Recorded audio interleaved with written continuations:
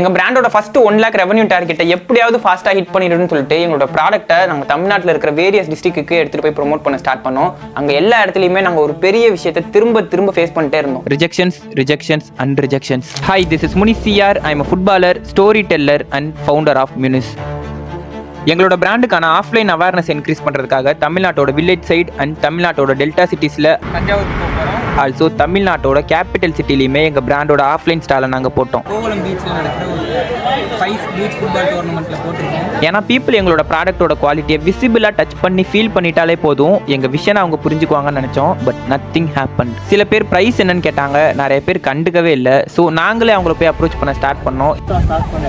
இதில் நிறைய பேர் டைரெக்டாகவே நோன்னு சொல்லிட்டாங்க. Different cities, different peoples, but same ஹெசிடேஷனை பார்க்க முடிஞ்சது. 5,000 10,000 ஸ்பெண்ட் பண்ணி டே டு நைட் எங்களோட ஃபுல் டைமை இன்வெஸ்ட் பண்ணி நாங்கள் ஏர்ன் பண்ண அமௌண்ட் 1,750 rupees த்ரூ 7 ஆர்டர்ஸ். அதுவும் இதில் 5 பேர் பர்சனலாக என்ன தெரிஞ்சவங்க, ஒருத்தர் ரொம்ப நேரமாக அவனுக்கு கடையை போட்டு உட்காந்துருக்கானுங்களேன்னு வாங்கினது, அண்ட் ஒரே ஒரு நியூ கஸ்டமர். தஞ்சாவூரில் நம்மளோட கேம்பெயினை நம்ம இனிஷியேட் பண்ணிட்டோம்.